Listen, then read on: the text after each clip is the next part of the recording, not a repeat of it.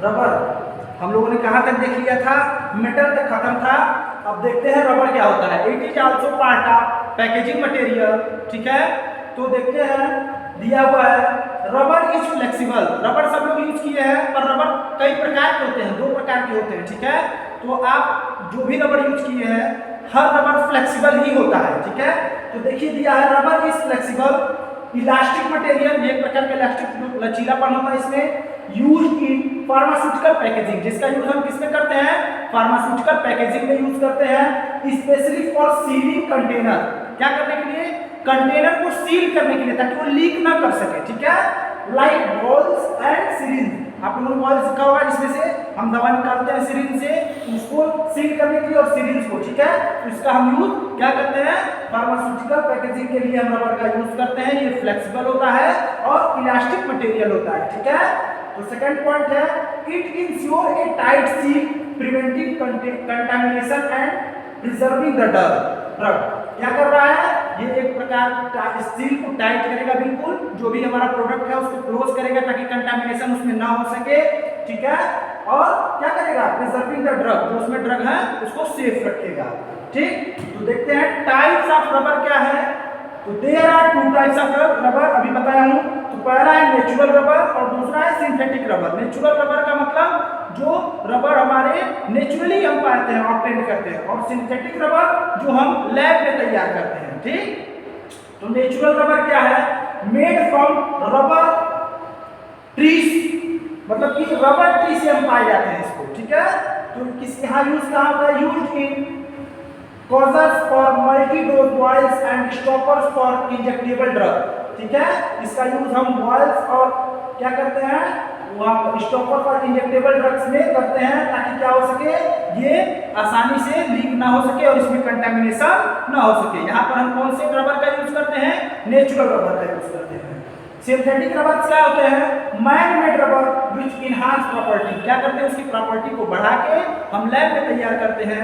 ऐसे रबर्स को हम सिंथेटिक रबर्स कहते हैं, ठीक है।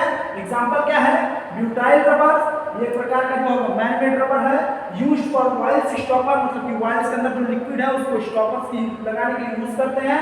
And syringe plungers due to its chemical resistance, और सिरिंज के प्लंगर्स में यूज करते हैं, क्या करने के लिए, उसकी केमिकल रेसिस्टेंस के वजह से।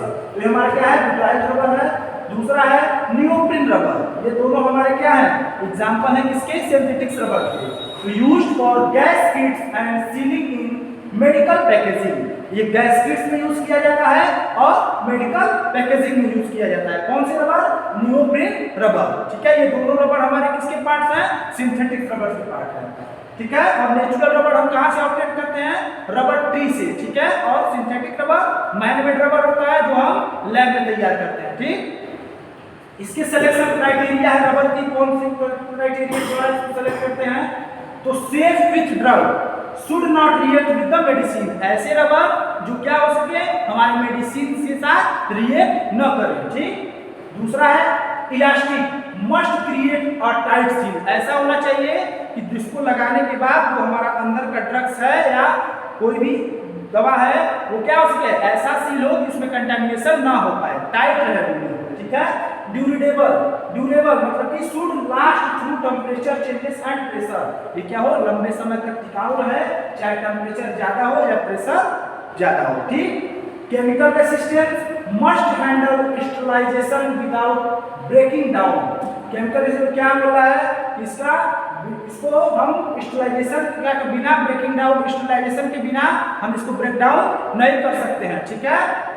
अफोर्डेबल मतलब कि शुड बी कॉस्ट इफेक्टिव, आसानी से, मतलब कि कम दाम में ऐसा करना है कि कम दाम में मिले और सब लोग उसको ले सके।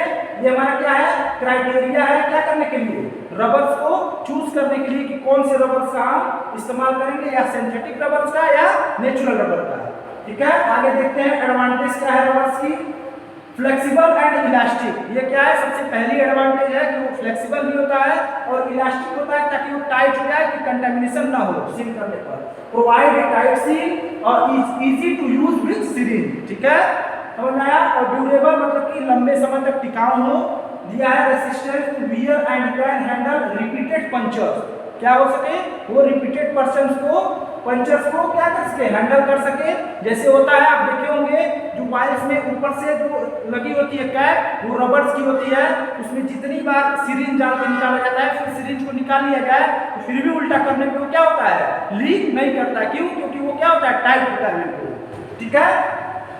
थर्ड पॉइंट है केमिकल रेसिस्टेंस। ये किसका है, सिंथेटिक रबर्स के लिए। तो resistance to various chemical and sterilization process, ये क्या करता है, वेरियस केमिकल के साथ क्या करता है, स्टरलाइजेशन प्रोसेस का करता है, ताकि क्या हो सके, उसको चेक किया जा सके कि वो जो उसका केमिकल रेसिस्टेंस है वो हमारे ड्रग्स के साथ कैसा है। ठीक। आगे है वर्सेटाइल। इसका मतलब क्या है, can be used in different form. इसको हम कई फॉर्म में यूज कर सकते हैं रबर्स को, जैसे कि स्टॉपर्स के फॉर्म में, गैस्केट्स के फॉर्म में और सील करने के फॉर्म में। ठीक है। ये हमारा क्या था, एडवांटेज था। लास्ट हम देखेंगे कुछ डिसएडवांटेजेस हैं हमारे रबर्स के। में रिएक्ट विथ ड्रग, मतलब कि natural rubber can sometimes break down. कभी कभी क्या होता है, हमारे जो नेचुरल रबर है वो कभी कभी क्या कर जाते हैं, रिएक्ट कर जाते हैं हमारी दवा से, क्योंकि वो मैन मेड तो है नहीं, उन्हें तो ये पता नहीं होता है कि ये इसका नेचर और हमारा नेचर कैसा है। और जो हम मेन मेड है, जो सिंथेटिक रबर होते हैं, उनको हम ऐसे नेचर के साथ बनाते हैं कि किसको किसके साथ रखना है। ठीक।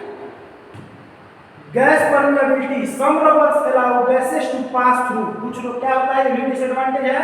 कभी कभी क्या होता है, कुछ रबर्स ये अलाउ कर देते हैं, तो हमारे अंदर मान लीजिए कोई भी दवा रखी गई है, गैसेस है वो पास कर जाती हैं और इसलिए दिक्कत आती है। ये हमारा दूसरा डिसएडवांटेज है। और तीसरा डिसएडवांटेज क्या है, लिमिटेड हीट रेसिस्टेंस, मतलब कि can degrade under high heat, मतलब कि यह बहुत ज्यादा हीट सहने की क्षमता नहीं होती है। अगर इनको ज्यादा हीट प्रोवाइड किया जाए या ज्यादा हीट मिलेगा तो ये डिग्रेड हो जाएंगे, खराब हो जाएंगे। ठीक है, समझ में आया।